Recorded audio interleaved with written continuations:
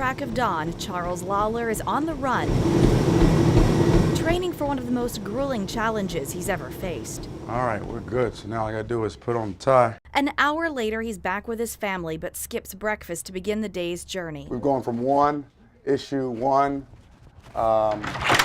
county, one set of conversations to the next. So Another leg of the race in the marathon for Maryland's next governor. Greeting friends and volunteers, have I told you how much of a blessing you are? he boards the bus and settles in for a long day on the campaign trail. He's officially announcing his candidacy and his plans to reverse Maryland's troubling pattern of tax hikes. We fixed that by bringing business to Maryland, getting people working, but we have to have the right conversation. That's why I'm really blessed to be in this race. They're headed north some 40 miles to Baltimore, a city full of registered Democrats. I've never been involved with a political campaign before and just felt it's time to step up and be part of the solutions here in Maryland. Taking time out on a work day and traveling to lend a hand. We believe in him that much. Back on the bus, Charles pauses a few moments. I normally get my thoughts together with a little prayer. Moments later, he's delivering his own message. We have to do a better job bringing Marylanders together, and that's what this campaign is all about. For too long, he says party politics has segregated voters and silenced the truth about government's role and real responsibilities. It's not about who's Republican. It's not about who's independent. It's about who's for Maryland to make the change we need so Maryland can be a great place to live again.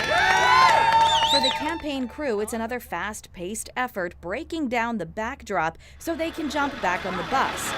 Once on board, they scurry to organize pamphlets and wrap T-shirts. Okay, no more smalls. These aren't small anymore. Okay, some medium. Moments later, they arrive at their next stop. Really? It's like that? The UMBC campus, where student organizations are hosting registration day. Sinead, nice to meet you all.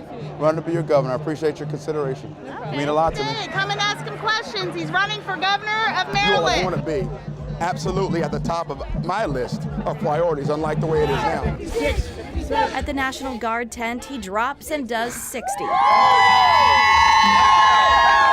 No sweat, thanks to his days as a Marine.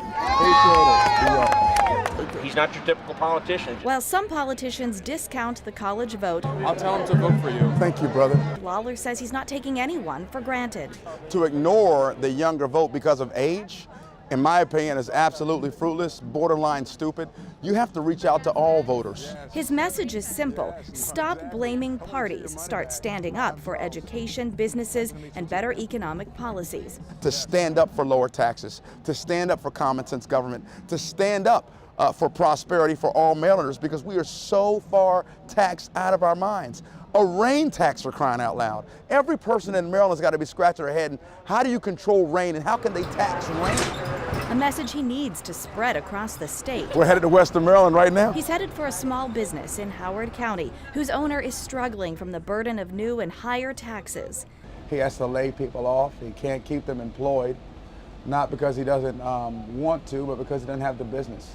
A crowd gathers with signs around the stage, hopeful Howard County will rally around this Republican who says party politics is pointless if your priorities are in order. See, I don't care what party you're affiliated with. Everyone knows you can't spend more than you have. But on the campaign trail, time is costly too, and energy is essential.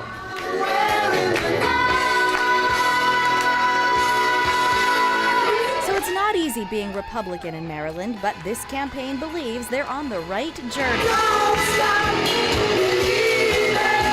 With no plans to stop or slow down. Melinda Roeder, Fox 45 News at 10.